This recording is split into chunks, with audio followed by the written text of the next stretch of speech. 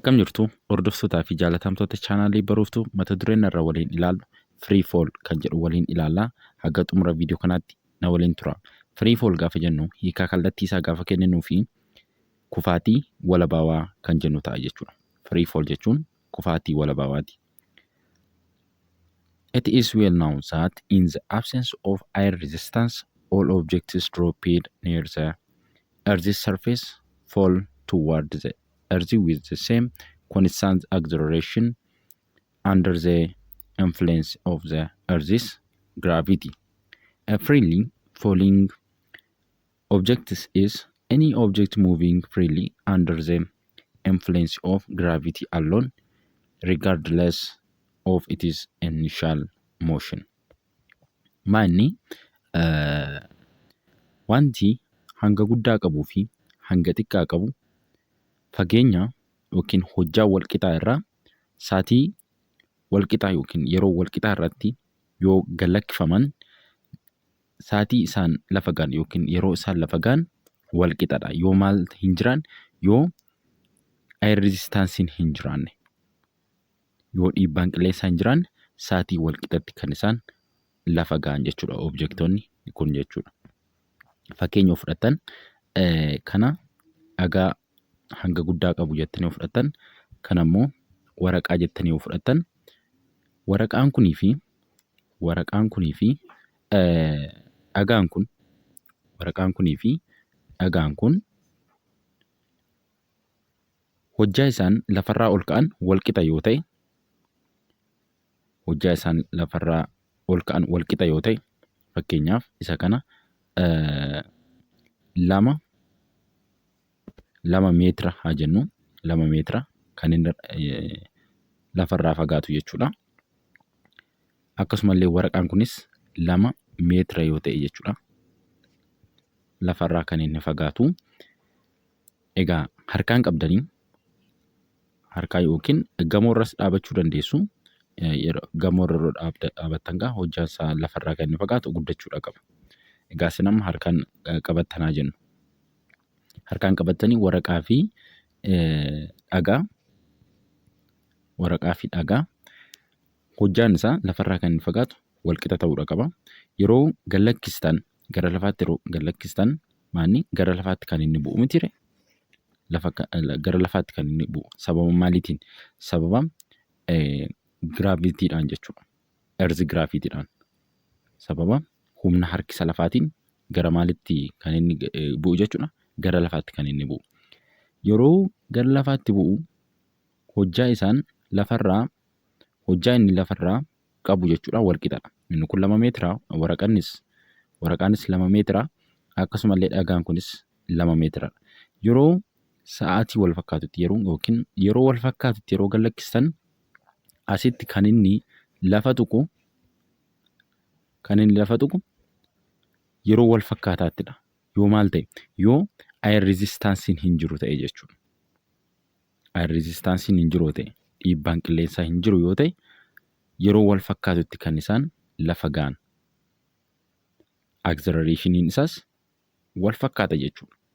Acceleration isaas wal fakkaata. Accelerate kan isaan ta'an jechuudha.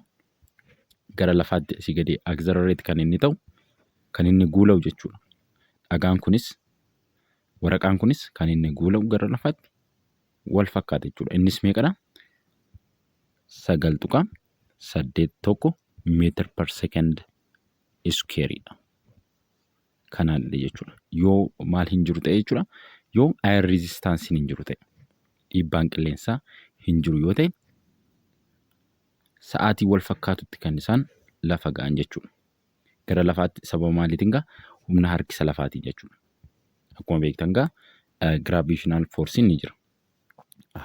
Lafti maallaa ofitti harkisti jechuudha. Ofitti harkisti. Gara lafaatti maal ta'a jechuudha. Ni guula accelerate ta'a. Innis meeqaan 9.81 meetir per second square'idhaan jechuudha.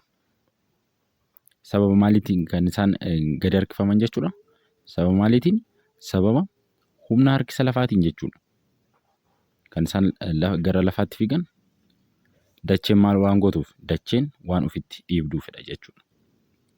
Egaa waraqaan kunii fi dhagaan kun sa'aatii wal fakkaatutti kan isaan lafa tuqan jechuudha.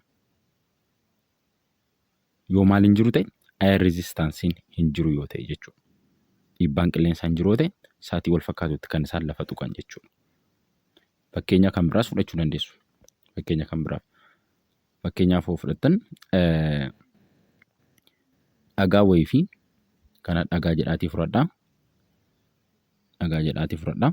Kan ammoo peestaala wayii jedhaatii fudhadhaa. Peestaala jedhaatii fudhadhaa ishii kana jechuudha. Ishii kana ammoo dachee yoo ta'e fageenyi isa kanaa dachee irraa qabu hojjaan isaa jechuudha. Kana jechuun gamoorraa dhaabachaa jirtu ta'e meetira 10 haa jennu. Meetira 10 haa fagaatu lafarraa jechuudha. Kunis illee akkasuma gamoorraa haa jennu meetira 10 haa fagaatu. Yeroo wal fakkaatutti yeroo gad lakkistan asirratti air resistance dhiibbaan qilleensaa hin jiru. Dhiibbaan qilleensaa hin jiru taanaan kana jechuun bakka homtuu tokko hin jirre qilleensi hin jiru yoo ta'e vaakiyuumii kan ta'e jechuudha. Bakka vaakiyuumii ta'e bakka wanta duwwaa ta'e qilleensi kamiyyuu hin jiru yoo ta'e jechuudha. Dhagaan kunii fi peestaalli kun takkaadha kan inni lafa tuqu jechuudha. Gara lafaatti kan inni deemu jechuudha. Sababa maaliitiin? Influence of gravity. Sababa maaliitiin jechuudha? Sababa humna harkisa lafaatiin gara lafaatti kan isaan fiigan jechuudha lamaan isaaniiyyuu. Walqixa kan isaan lafa ga'an yeroo kami? Yeroo air resistance dhiibbaan qilleensaa hin jiru yoo ta'e. Garuu dhiibbaan qilleensaa jira taanaan isa kamtu dursee lafa ga'a? Dhagaatu dursee lafa ga'a. Isa hanga guddaa qabutu dursee lafa ga'a jechuudha. Hanga guddaa kan qabu dhagaa kanadha jenneerra. Egaa akkuma beektan kaasin bakka vaakiyuumii hin argattaniiti malee ilaaluu dandeessu jechuudha.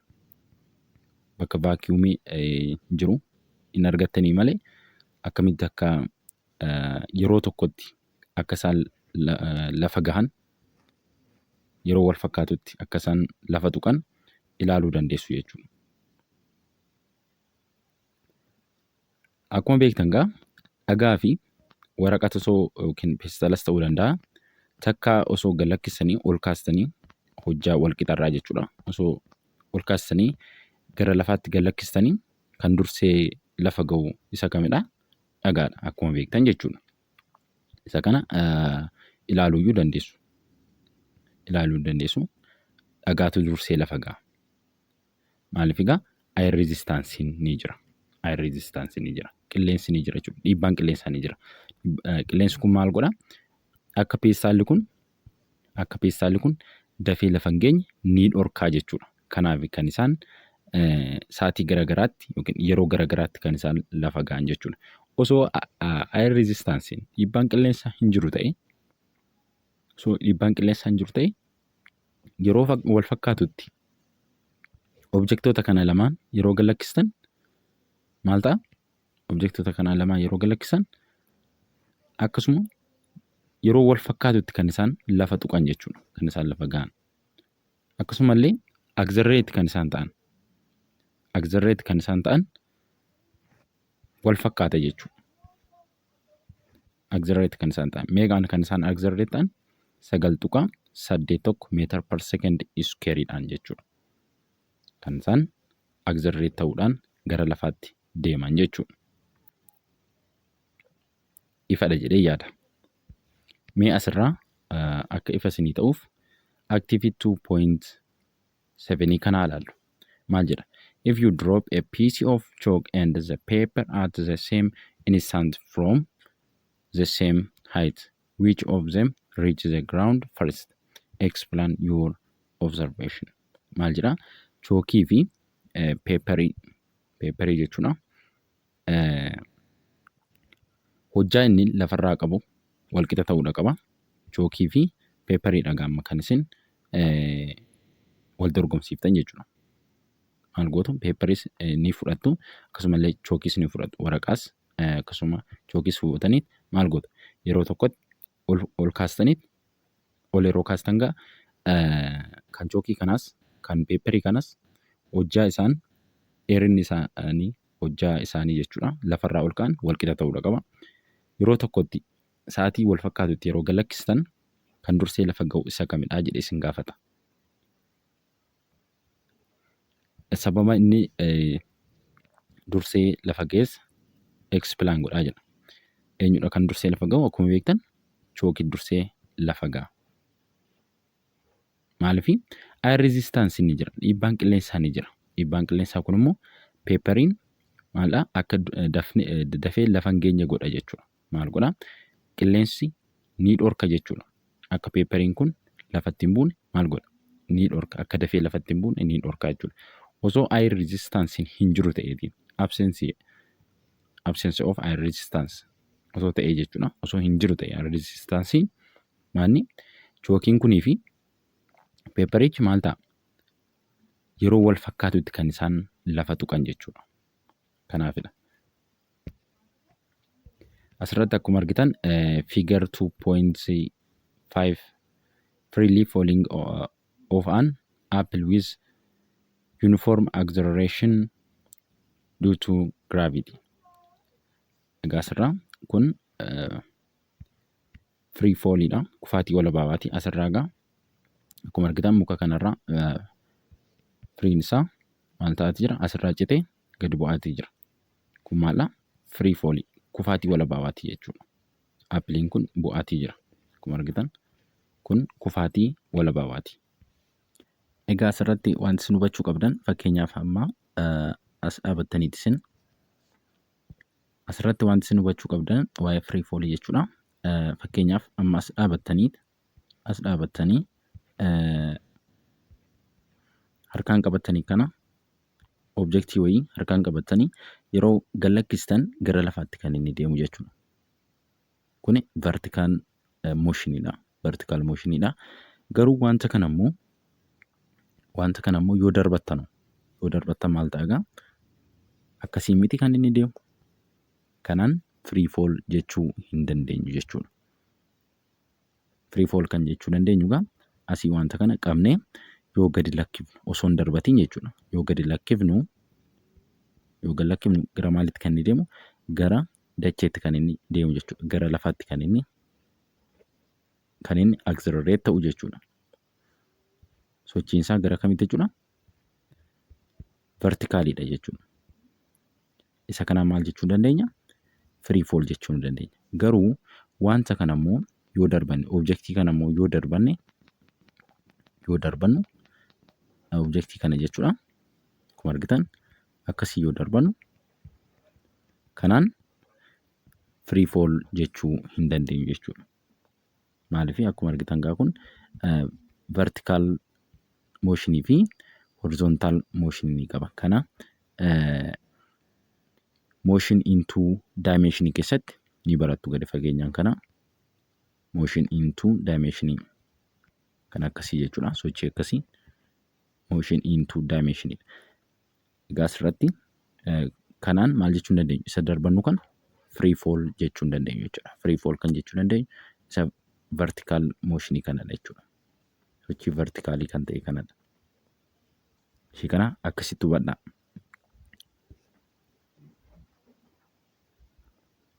Taasisuudhaan an object that is released from rest is falling freely once they are released.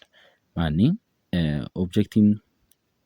objektii kana yoo ilaaltan fakkeenyaaf appiliinuma kana jechuudha.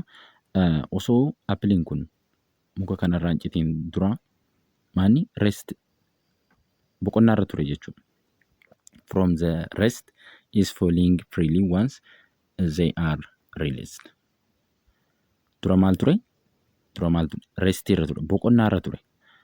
Erga citee booda immoo maal ta'e jechuudha? Sochii eegale. Gara kamitti? Gara groundiitti jechuudha. Gara lafaatti kan inni sochii eegale jechuudha. Dura restii irra ture. Dura boqonnaa irra ture. Sana booda erga appiliin kun erga citee maal ta'e isa boqonnaa irra ture sochii eegalee jechuudha. Guula'uu eegale. Yeroo guula'u gaa akkuma argitan kana asii gadeedha gara dacheetti kan inni bu'u yeroo citu. Cinnaan maal godha jechuudha? Gara dacheetti kan inni bu'u. Sababni isaas gaa humna harkisa lafaatiin jechuudha. Objektiin tokko gaa kan inni guula'u meeqaanidha? Humna harkisa lafaa meeqadha jechuudha? 9.81 meetir per sekeend iskuweerii kanaanidha jechuudha.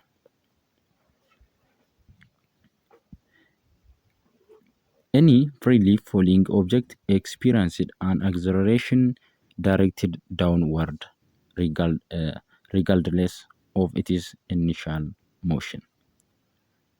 Akkuma argitan gaa egaa objektiin tokko kufaatii walabaabaati kan jennu gaa maanni akkuma argitan asii suma kana iyyuu fudhachuu dandeessu fakkeenya jechuudha. Suma kana akkuma argitan maal ta'a gara dacheetti kan inni maal ta'u gara dacheetti kan inni kufuu jechuudha. Gara kamiin asii gara dacheetti. Asii cinnaan gaa maaliif ol bahuu hin danda'u, gara kanatti deemuu hin danda'u, gara kanattis deemuu hin danda'u, ol bahuus hin danda'u. Asirraa cinnaan gaa appiliin kun maal ta'a? Kallattiidhaan gara maalii deema? Gara dacheetti gadi bu'aa jechuudha. Sababni isaas maaliif? Humna harkisa lafaatiin kan inni gadi bu'u jechuudha gara dacheetti. Innis meeqaanidha jechuudha? Ani inni accelerate ta'u 9.81 meetir per sekeend iskuweeriidhaan jechuudha. You shall denote the magnitude of the free fall accelerated by the symbol G. Egaa maaliin bakka buufna jechuudha? Accelerationii kan G'dhaan bakka buufna. Accelerate kan inni ta'u G'dhaan bakka buufna. Dura maaliin bakka buusaati turre? Accelerationii maaliin bakka buusaati turre? Eedhaan bakka buusaa turre. Kan garuu kan dachee immoo jechuudha. Humna harkisa lafaa immoo jechuudha. Accelerationii isaa maaliin bakka buufna? G'dhaan bakka buufna jechuudha. Kana viidiyoo darbe keessatti waliin ilaalaa turre akkuma argitan kunoo accelerationii jechuudha. Maaliin bakka buufna? Eedhaan bakka buufna jechuudha. Accelerationii. Garuu kan humna harkisa lafaa immoo maaliin bakka buufna jechuudha? G'dhaan bakka buufna jechuudha. Kun akkuma argitan asirratti accelerationii jechuudha. Waliin ilaalaatti turre viidiyoo darbe keessatti jechuudha. Accelerationii eedhaan bakka buufna. Kun akkuma argitan asirratti eedhaan bakka buusaatii turre. Accelerationii kan humna harkisa lafaa immoo maaliin bakka buufna? G'dhaan bakka buufna jechuudha. The value of G is maximum on the Earth's surface and decreases with increased altitude from the surface. Maanni humni harkisa lafaa jechuudha. Humni harkisa lafaa dachee irratti maanni guddaadha jechuudha. Kana dacheedha jettan kun dachee yoo ta'e jechuudha. Kun dachee yoo ta'e humni harkisa lafaa dachee irratti baay'ee guddaadha. Haguma ol ka'iinsa dachee irraa dabalaatii deemu maal ta'aatii deema? Hanga ol dabalaatii deemu humni harkisa lafaa xiqqaachaatii deema jechuudha. Xiqqaachaatii kan inni deemu. Fakkeenyaaf dachee kanarraa namni tokko ol ka'ee deemaa jira haa jennu. Asii deemaa jira haa jennu. Meeshaa wayii fayyadamee ol deemaa jira haa jennu. Dacheerraa asii olee ka'ee jechuudha. Meeshaa wayii fayyadamee ol ka'aa jira haa jennu. Egaa asirratti dachee irratti jechuudha humni harkisa lafaa isaa maaksimaamiidha, guddaadha jechuudha. Garuu hammuma inni altituudii isaa dabalaatii deemu, ol ka'iinsa isaa ol dabalaatii deemu, haguma ol dabalaatii deemu maal ta'a jechuudha? Humni harkisa lafaa xiqqaachaatii deema jechuudha. Haguma ol ka'iinsi isaa dabalaatii deemu namichi kun jechuudha. Haga ol ka'iinsi isaa dabalaa deemu humni harkisa lafaa xiqqaachaatii deema jechuudha. Xiqqaachaatiin kan inni deemu. Furthermore, slight variation in the G occurs with change in attitude. At the Earth's surface, the value of G is approximately 9.8 meter per second square. Yeroo tokko asirratti kun zeeroodhaan ni barreeffama. Garuu yeroo baay'ee kan barreeffamu 9.81 meter per second squareidha. Asirratti yerootti ishii tokko kana zeeroo jedhee barreeffamu ni jira. Akkuma argitan kun asirratti barreessee jira isinii. Yeroo baay'ee kan barreeffamu garuu 9.81 meter per second squareidha. Furthermore, slight variation in G occurs with change in attitude. At the Earth's surface, the value of G is approximately 9.8 meter per second square.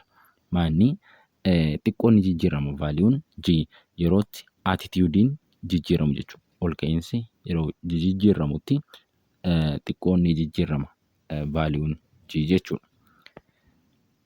At the Earth's surface, the value of G is approximately 9.8 meter per second square. Yeroo baay'ee maaliin barreeffama isin jedhee 9.8 tokko meter per second squareidhaan barreeffama. Yeroo tokko immoo 9.80 jedhameet ni barreeffama jechuudha yeroo tokko. Akkuma argitan gaa Earth's surface irratti jechuudha. Dachee irratti vaaliyuun G meeqadha? Approximately jechuudha 9.8 tokko meter per second squareidha jechuudha. Yeroo tokko immoo calculationii keessatti yeroo 10 meter per secondiidhaan meter per second squareidhaan yeroo isinii kennu ni jira. Yeroo isinii kennutti kanaan hojjettu kanaan hojjedhaa jedhee yeroo isinii kennutti jechuudha 10 meter per second squareidhaan jechuudha. Yoo isinii kennine ta'e immoo meeqaan hojjettu 9.8 tokkoon hojjechuu dandeessu yoo barbaadan 9.8 meter per second jettanii kanaanis hojjechuu dandeessu jechuudha. Baay'ee kan walitti siqu waan ta'eef 9.8 meter per second squareidhaanis yookiin immoo 9.8 tokko meter per second squareidhaanis hojjechuu dandeessu jechuudha. Ifadha jedhee yaada kan ifa isiniif hin taane koomentii jalatti naa barreessuu hin dagatinaa.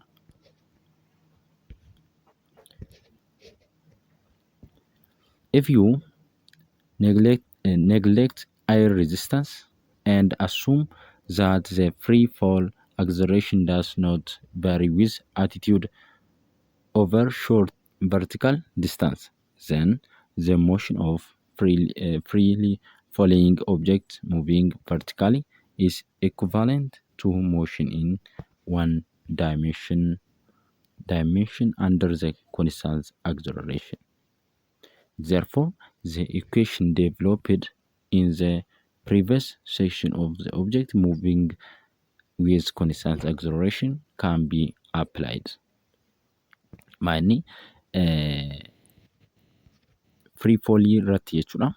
Kufaatii walabaa irratti equationii dura waliin ilaalle isaan kana jechuudha. Isaan kana irratti apply gochuu dandeenya jechuudha. Isaan kana waliin viidiyoo darbe keessatti waliin ilaalleerra barnoota darbe keessatti jechuudha. Akkuma asirraa agartan isaan kana akkamitti akka nuti hojjechaatii turre jechuudha. Isaan kana akkamitti akka equationii kana finne waliin ilaalleeti turre. Equationii ishii kana akkamitti akka finne ishii kana jechuudha. Ishii kana akkamitti akka finne kamirraa finne isa kanarraa finne ishii kana jechuudha. Isa kanas akkamitti akka finne waliin ilaalleerra tokkoon isaa kanas illee viidiyoo darbe keessatti waliin ilaalleerra. Viidiyoo sana deemtanii ilaaluu dandeessu. Isa kanas illee akkamitti akka finne waliin tokkoon ilaalleerra. Kanaafuu gaa free falliinis equationii ni qaba jechuudha. Equationii ni qaba free falliinis. Isaan kana akkamitti wal faana compare goona kan jedhu mee waliin haa ilaallu. kan free fallii jechuudha. Kan free fallii akkamitti akka waliin compare goonu waliin ilaalla jechuudha. Inni kun nama viidiyoo darbe keessatti waliin ilaalaa turre isaan kun jechuudha. Isaan kun equationoonni asitti waliin ilaalle kun isaan kun jechuudha. One dimensionidha. One dimensionidha. Kana jechuun sochii akkamiin gaggeeffamu jechuudha. Sochii vertikaalii otoo hin taane horizontaalii gaggeeffamudha. Sochii vertikaalii otoo hin taane horizontaalii. Inni vertikaalii akkam ta'a kan jedhu waliin ilaalaa jechuudha.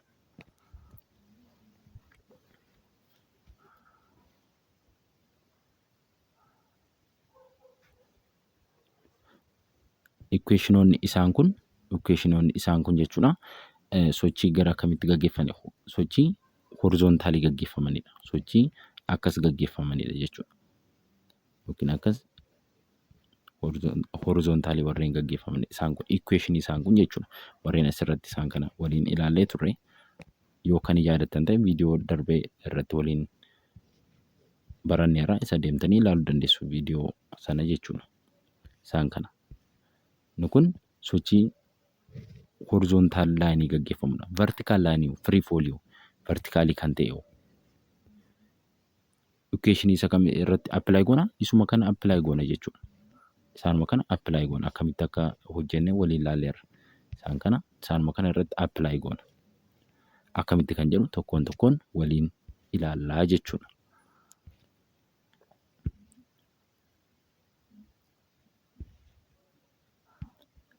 Maal goona? Asirratti waan nuti goonu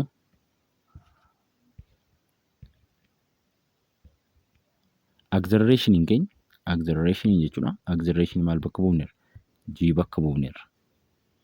Acceleration G bakka buufneerra. Akkuma duraan isinitti hime jechuudha. Asirratti maal jedha? Therefore, the equation developed in the previous section for the object moving with constant acceleration can be applied. Isa viidiyoo darbe keessatti waliin ilaalle jechuudha. Warreen amma equationoota gara walitti isinitti agarsiisa kan isuma irratti apply goona jechuudha. The only modification that you need to make in this equations for freely falling object into note that the motion is in the vertical direction, the y direction, rather than in the horizontal direction, and the acceleration is downward and has a magnitude of 9.8 meter per second square. This the replaced ay by g. Kanaafu acceleration isa horizontaalii ture. Acceleration isa horizontaalii ture. X jechuudha. Gara maal jijjiirra jechuudha amma yeroo free fall ta'u jechuudha. Maal ta'a? Ay ta'a jechuudha. Yeroo kana vertikaalii ta'a jechuudha. Vertikaaliin immoo maal ta'a? G ta'a jechuudha. Acceleration gara vertikaalii turu gara vertikaalii jiru jechuudha. G bakka buufnee waliin ilaalleeti turre. Kanaafuu gaas irratti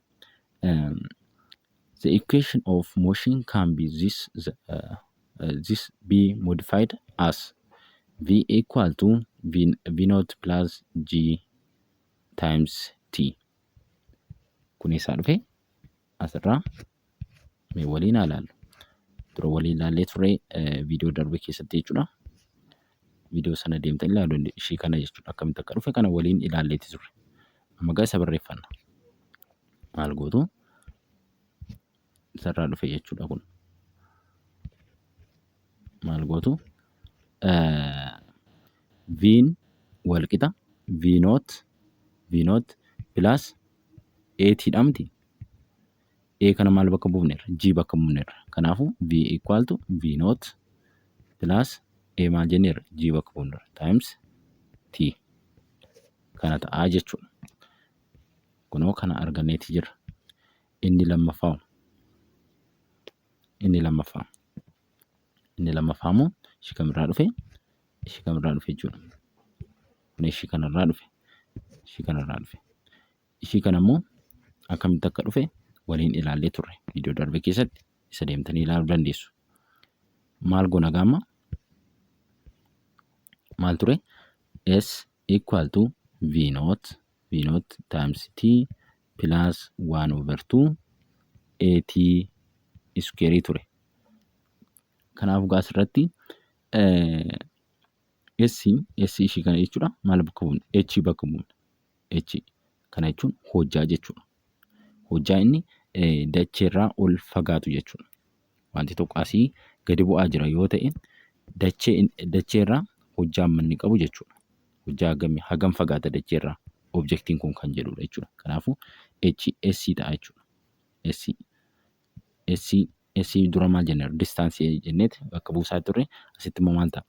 Distaansii inni objektiin kun dacheerraa qabu maalla? H bakka bu'uunaa jechuudha. Kanaafuu H equal to V naught times T plus 1/2 immoo maal bakka bu'uudha? G dhamtire? G T square ta'a jechuudha. G T square ta'a. Kunoo asii arganneeti jirra ishii kana akkuma argitan jechuudha. Inni itti aanu immoo isa kanadha. Ishii kanadha. V square equal to V naught square plus 2GH. Kun immoo isaa dhufe isa kamirraa dhufe jechuudha.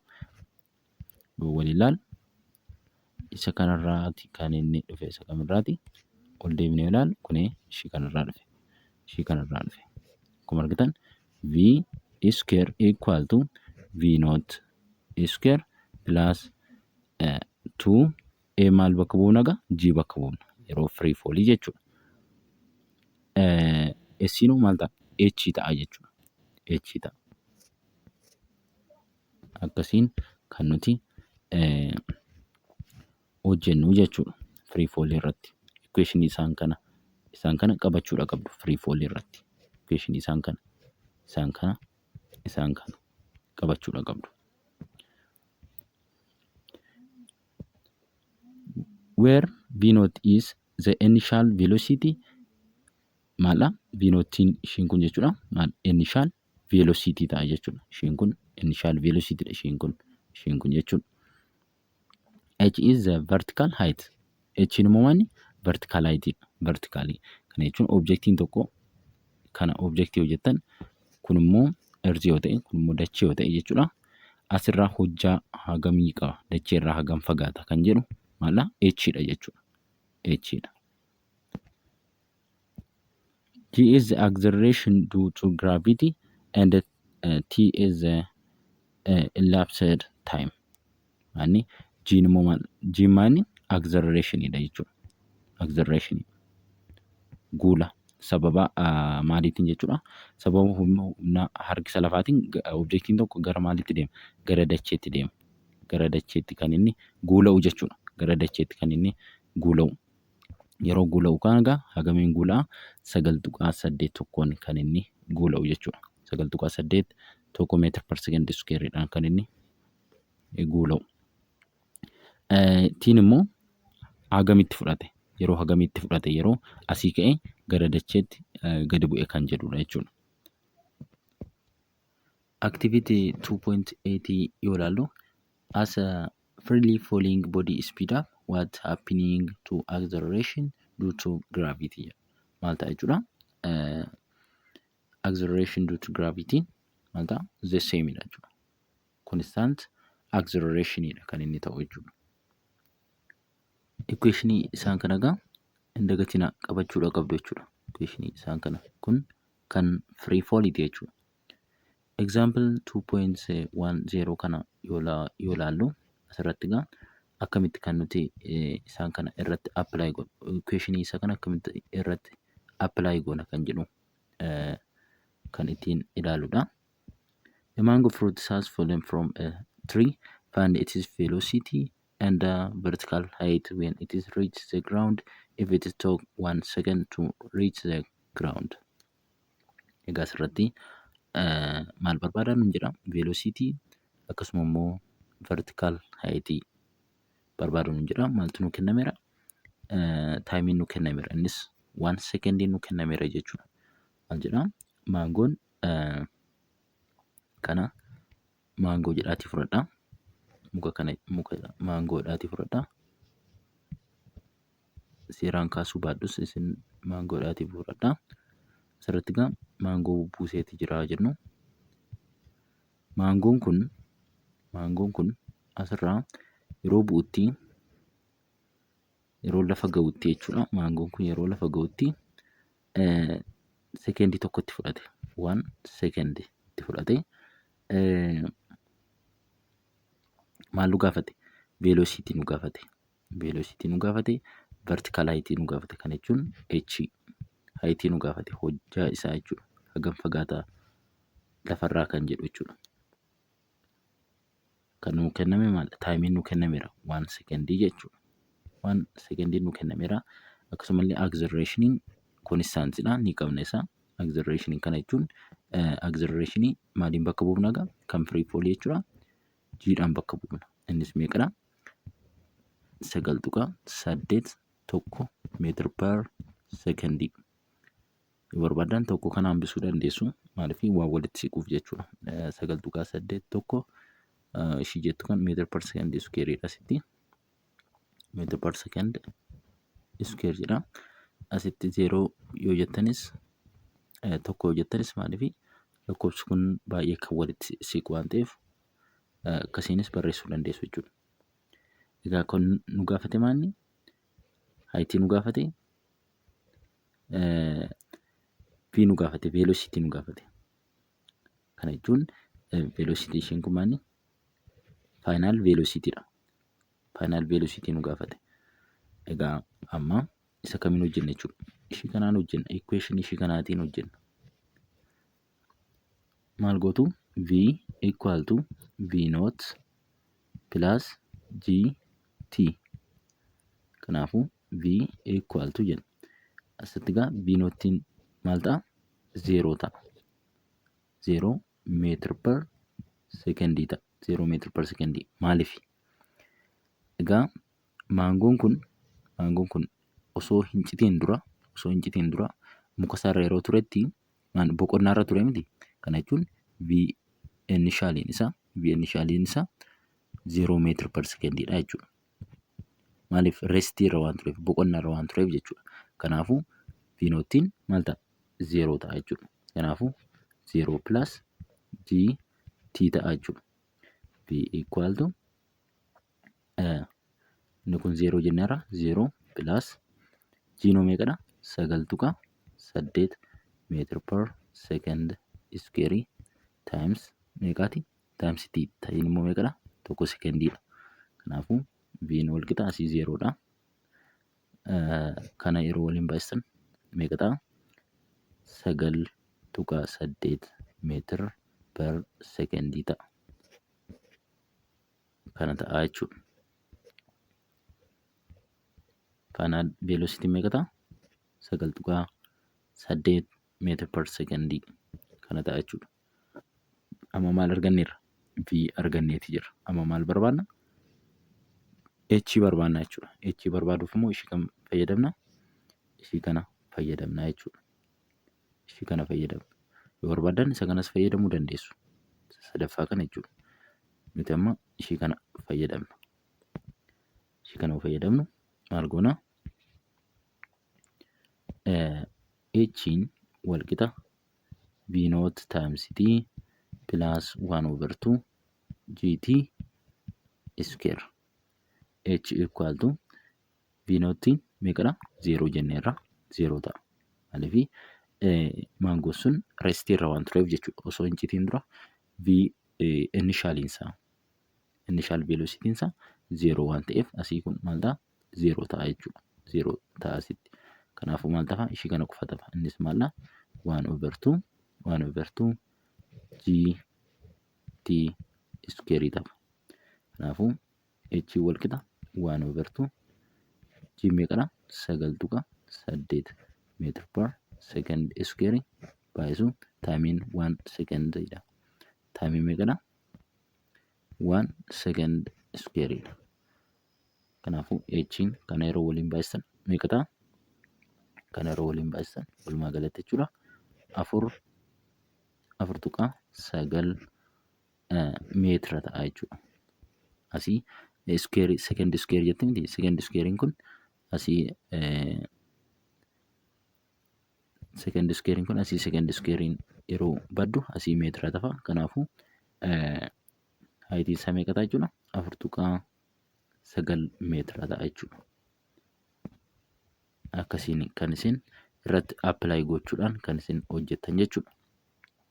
Viidiyoo itti aanuun seekshin samarii fi riiviyuu kuweeshinii waliin kan ilaaludha. Hagamma baranne keessatti bakka gaaffii isinitti ta'e koomentii jalatti naa barreessuu hin dagatinaa. Nagaan haa turaa.